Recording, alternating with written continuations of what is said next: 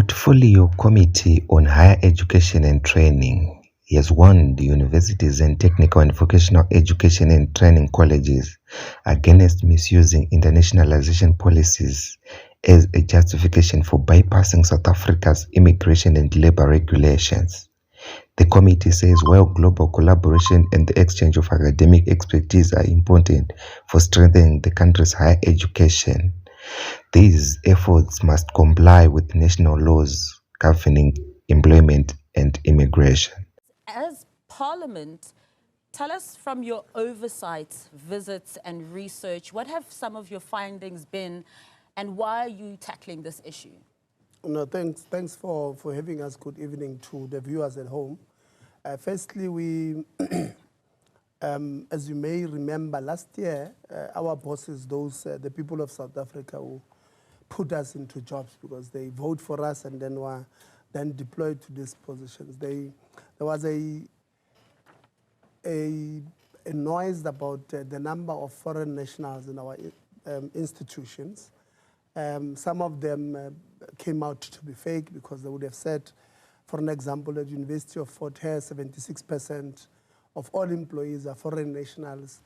So we then said, no, look, let's have a joint meeting with the Department of Home Affairs that is responsible for putting together what we call the critical skills list, and have a meeting again with employment and labor because they are responsible for the loss of the country, the immigration loss of this country. Unfortunately, on the 18th of February, when we had that meeting, the Portfolio Committee on Employment and Labor could not join us, but we decided to continue with both the Department of Higher Education and the Department of Home Affairs, which they gave us the presentations. We interrogated the presentations. What did you see in those presentations? What was of greatest concern? No, the greatest of concerns was that there was a high number of foreign nationals who were not employed on permanent basis. So there was about 9,300 out of 12,400 of foreign nationals who were on not on permanent basis, so were part-time lecturers. One, that is concerning because one, that might be exploitation of those workers themselves, but it's a high number. Wanted to understand why are they part-time? Are they on critical skills list? And why are they part-time? Because if they are on critical skills, it means they should be, on the organogram of the institution, and the institution should employ them. So we then said, the department then said, in fact, the 9,000 plus numbers are not yet verified. They will go and verify them. We gave them a month until the 18th of March to come back to us with verified numbers.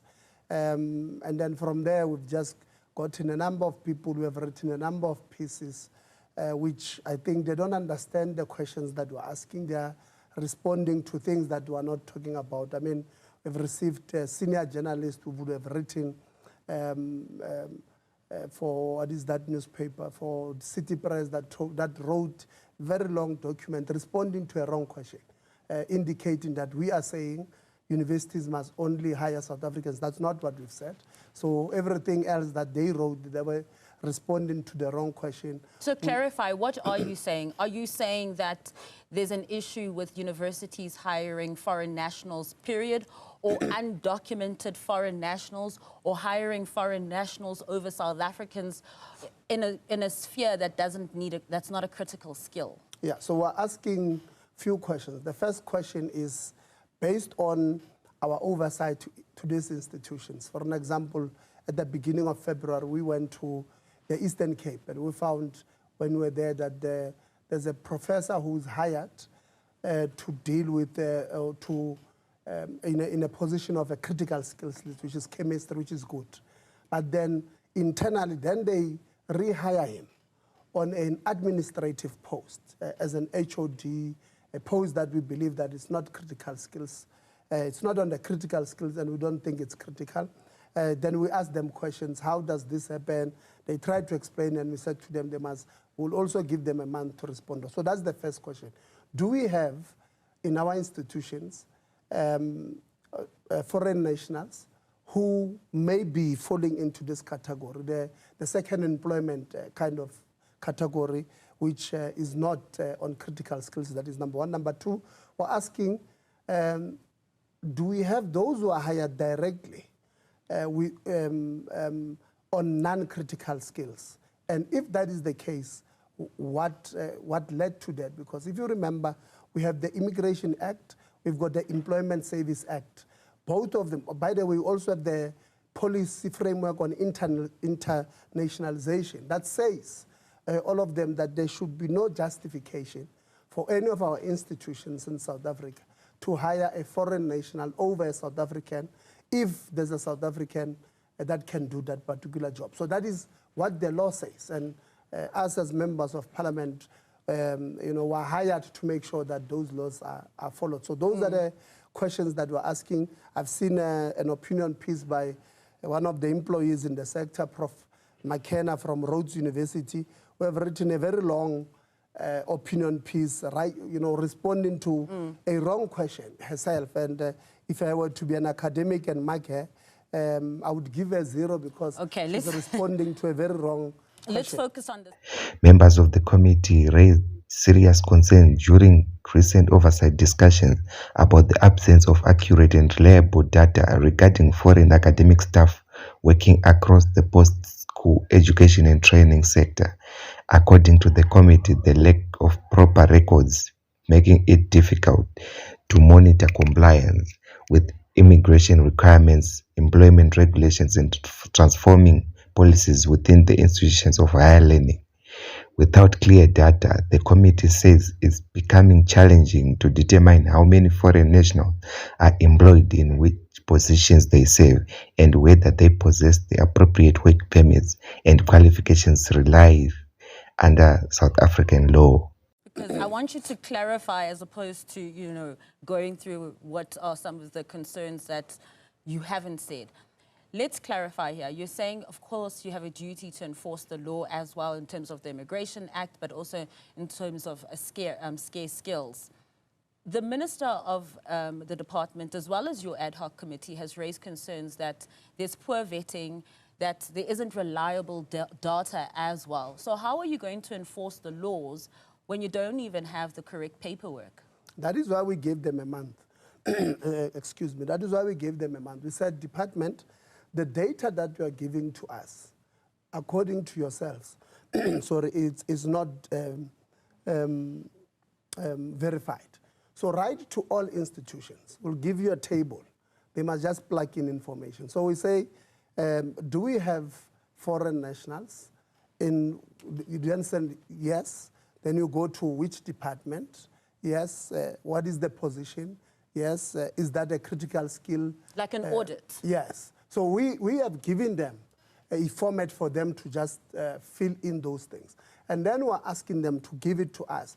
We will analyze it ourselves and then ask each individual institution, if we find that you have hired a foreign national on a critical skills list, how did that happen? And by the way, we're not xenophobic. I mean, there are people who we praise every day, every chance that we get, we praise them. Like, for an example, Professor Achananga from the University of Free State, doing a marvelous job, producing a number of masters and PhD students in mathematics. He's not the only one.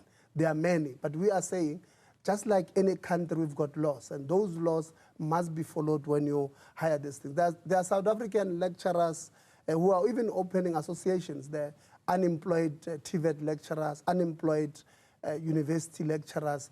They're forming forums because they are saying they want to be heard. And now if we have people who are being hired on non-critical skills list and South Africans are overlooked, somebody must be held accountable. Which institutions are the biggest culprits? We are waiting for the information to come. Once that information comes before us, we will analyze it with our team in Parliament. Then we'll call them one by one. They'll come and clarify. It will be premature for us now when we don't have verified information to say it's institution A or B are the biggest culprit. But we will get we have an idea. Because when you see people start writing about us, saying this and that, you know, they interest us. Or what is it that they don't want us to go to? So already we have our eyes on Rhodes University because of this opinion piece by Prof. McKenna. I can tell you they will find something. Wits University, the previous HOD of sociology there, Prof. Roy, wrote to us, called us all kinds of names, disrespected South Africans, said, South Africans, you guys have got a low work ethic, you know, in essence, you don't deserve to get these opportunities. We'll also look at that. Then there's a number of others which we're expecting them, by the way, from probably from tomorrow's newspapers, we'll find other opinion pieces responding to the wrong question that we have not been asking. Okay. This was Tebogo Letsie, the chairperson of the committee, who said the institution must ensure that all foreign academics are properly documented and employed in line with the country's legal framework.